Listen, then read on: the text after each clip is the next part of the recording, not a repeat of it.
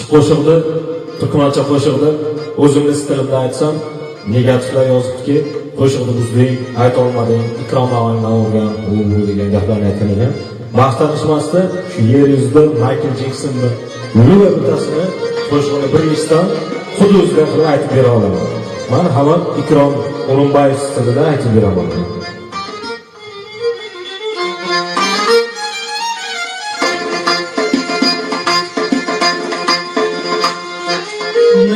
Çayım var yok, mende paraham, candan aziz yarım bir zaman uygun.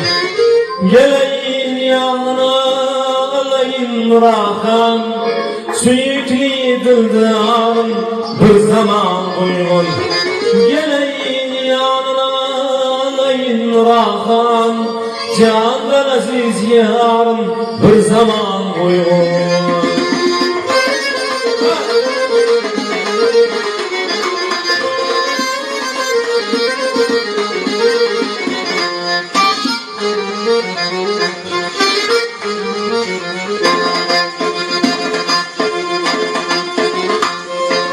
Canımı sen nazlı baki, zırapsan kâkül boynumadaki.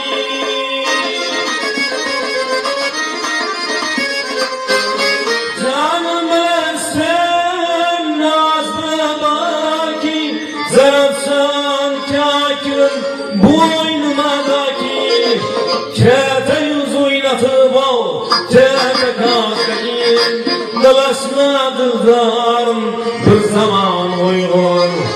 Kete yüz oynatıp al, kete kaskayım. Candan aziz yarım bir zaman uygun.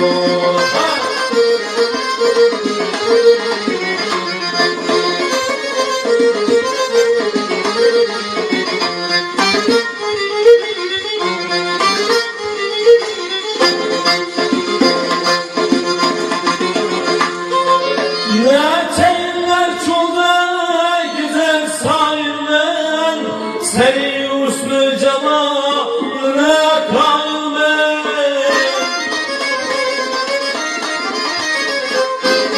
Ne teyinler çolda güzel sayılman. Seni uslu cemaline kalme. Bir saat uykuna açıp hayvan. Candan aziz yarım bir zaman uygun. Bir saat uykuna açam aynen. Candan aziz yarım bir zaman uygun. Geleyin yanına alayın rahat, süyüklü dildarım bir zaman uygun. Varayın yanına alayın rahat, candan aziz yarım bir zaman uygun. Geleyin yanına alayın rahim, süyüklü dildarım bir zaman uygun.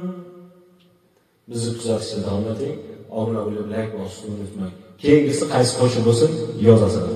Kim bo'lishidan qat'iy nazar, qaysi hofiz bo'lsa aytinglar, o'sha qo'shiqni xuddi o'zidan qilib Xudo xolasa aytib beraman. Sog' bo'lasiz.